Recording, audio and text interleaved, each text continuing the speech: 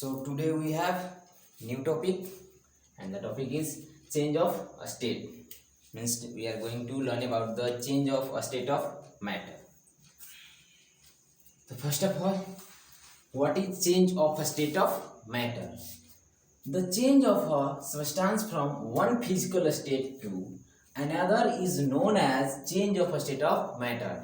Important point is that the change of a substance from one physical state, what? Solid, liquid and gas. Solid, liquid and gas is your physical state, and the change of these physical states are known as change of states of matter.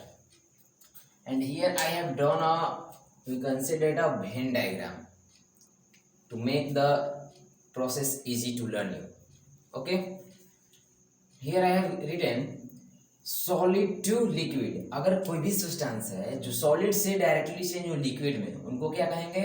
The process is known as fusion. The process is known as fusion, और simply we are in daily life we use the melting, known as melting और fusion.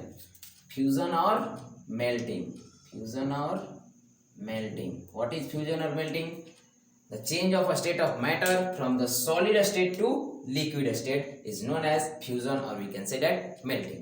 Okay, the change of a state of liquid to solid is known as solidification, or we can say that freezing. Solidification, or we can say that freezing. Freezing. Okay, liquid. The state of liquid if directly changes to gas is known as vaporization. If the state of gas is directly changes to liquid is known as condensation. If the state gas is changed to solid is known as deposition.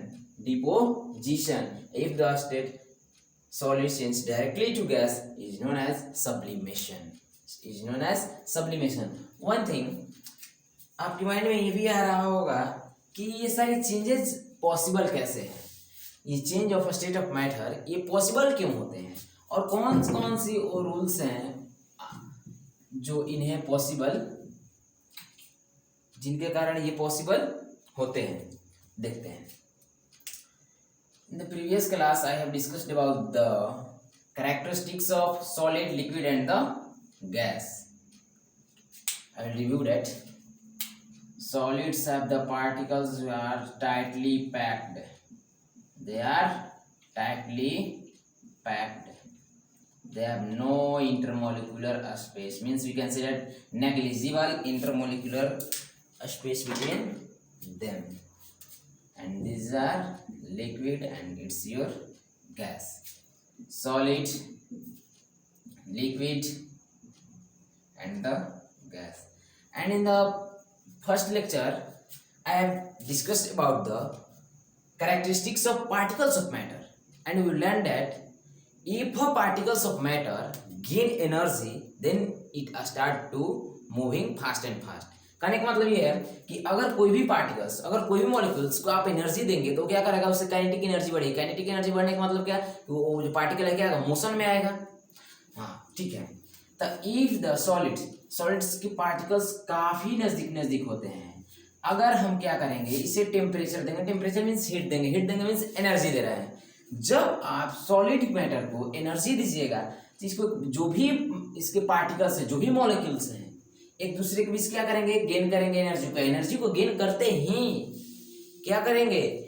इनके भी particles क्या हो जाएंगे? इनके kinetic energy बढ़ जाएगी, और kinetic energy बढ़ जाएगी तो क्या करेंगे? ये सभी क्या करना चाहेंगे? दूर दूर होना चाहेंगे. और जब दूर दूर हो जाएंगे तो क्या होगा? इनका स्टेट चेंज हो जाएगा. क्यों? क्योंकि जब भी हम लोग देखते हैं कि मोलिक्यूल्स का अरेंजमेंट दूर दूर होता है और मोलिक्यूल्स के बीच में कुछ डिस्टेंसेस खाली रहती है, इंटरमोलिक्यूलर स्पेस होता है, उनको हम लोग क्या बोलते हैं? उसे लिक्विड बोलते हैं, ना कि सॉलिड बोलते हैं. So we can say that कि if we change the temperature then we have possible outcomes of the change of a state of matter. इसका मतलब कि अगर हम लोग टेम्परेचर में चेंज करेंगे तो हमारा change of state of matter हो सकता है.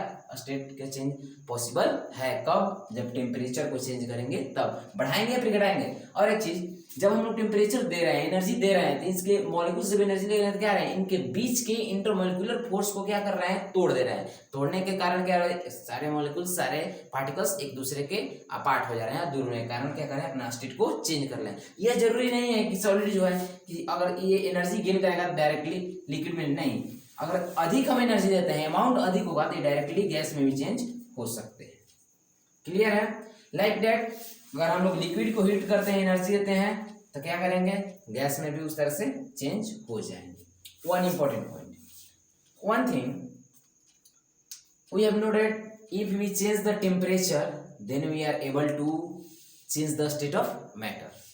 हाँ, एक चीज और, अगर हम क्या करें, इसको प्रेशराइज कर दें, if I will pressurize these molecules, what will happen, these two molecules will be settled down, and this will be appear from here, means this volume will be become less.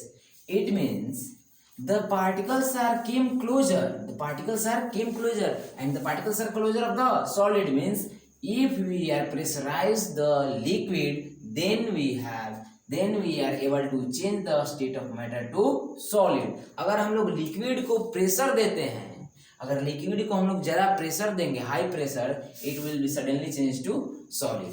अगर ये भी, और gas को भी, if we are pressurize the gas molecules, it will be suddenly changes to liquid. इसका best example है, आपके घरों में सीएनजी गैसेस आते होंगे, एलपीजी गैसेस आते होंगे।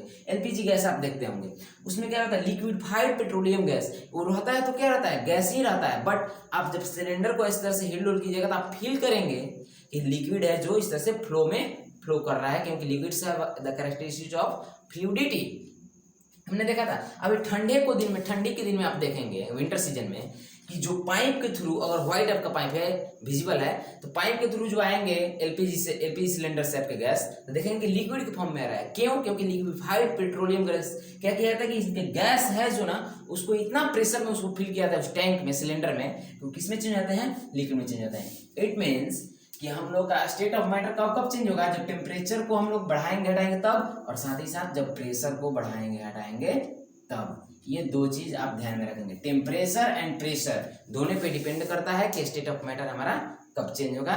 जब हम लोग प्रेशर एंड टेम्परेचर चेंज करेंगे तब होगा। बाकी डेफिनेशन यहाँ से लगना, what is sublimation, the process through which the state of solid directly changes to gas is known as sublimation। Like that we can learn everything।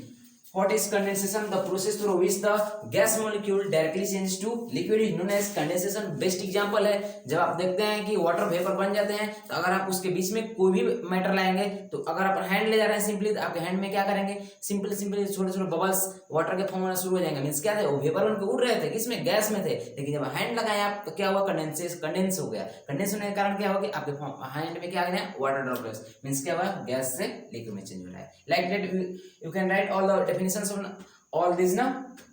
okay, move forward। so now here it is, I have defined one for you, and rest of the processes you need to define। okay, so first one is fusion। what is fusion?